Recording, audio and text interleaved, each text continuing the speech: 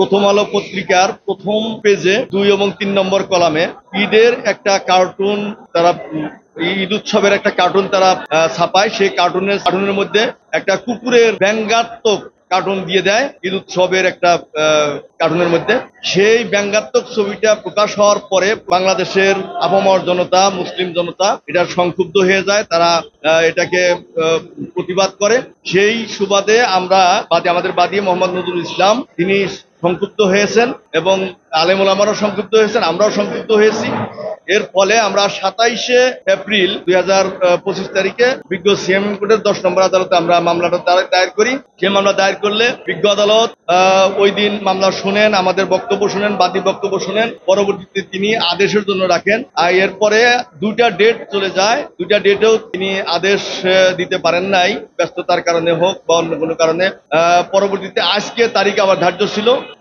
পুনরায় তিনি আজকে বাদীর কাছ থেকে 200 ধারা জবানবন্দি গ্রহণ করেছেন। 200 ধারা জবানবন্দি করেছেন, আমাদের আসামি বাদী পক্ষের আমাদের বক্তব্য শুনেছেন। শোনার পরে তিনি সেকেন্ড হাফে আজকে আদেশ দিলেন। সে আদেশে তিনি বললেন যে এই মামলাটা আমি বাদীর জবানবন্দি নালিশি মামলা পর্যালোচনা করলাম, করে দেখলাম যে এই মামলাটা সিআইডি দ্বারা তদন্ত হওয়া দরকার। তিনি আজকে মামলাটা গ্রহণ করেছেন এবং তিনি সিআইডি কে তদন্তপূর্বক প্রতিবেদন দাখিল করার জন্য নির্দেশ দিয়েছেন। করা হয়েছে সম্পাদক প্রথম আলো পত্রিকা, প্রকাশক প্রথম আলো পত্রিকা, কন্টেন্ট দায়িত্বপ্রাপ্ত গ্রাফিক্স ডিজাইনার, এই 3 জনকে আসামি করা হয়েছে। নগর সংস্করণ প্রথম আলো পত্রিকার প্রথম পাতা 2 এবং 3 নম্বর এবং 4 নম্বর কলামের হেডলাইনে ঈদ মোবারক একটি ব্যঙ্গাত্মক কার্টুন প্রকাশ করে, যাতে কুকুরের ছবি সম্মিলিত। উক্ত ব্যঙ্গাত্মক কার্টুনে ইসলাম ধর্মের পবিত্র উৎসবকে অবমাননা করা হয়েছে। এটা হচ্ছে আমাদের মামলার মূল বিষয়বস্তু। এত সময় লাগার কারণটা আমি বাস্তবে বুঝি না। তার কোন একটা জিনিসের এভিডেন্স আমরা দাখিল করেছি, পত্রিকার মূল কপি আমরা বৃষ্টি আকারে দাখিল করেছি। সেখানে এই পত্রিকার কার্টুনের ছবিটা দেখে বিজ্ঞ আদালত এটা আমলে গ্রহণ করে এফআইআর হিসেবে দিতে পারতেন, কিংবা তিনি আমলে গ্রহণ করে আসামিদের প্রতি গ্রেপ্তারি পরোয়ানা ইস্যু করতে পারতেন। কিন্তু দীর্ঘ 3টা ডেট আমাদেরকে এই মামলার পিছনে আসতে হয়েছে শুধু আমলে গ্রহণের জন্য।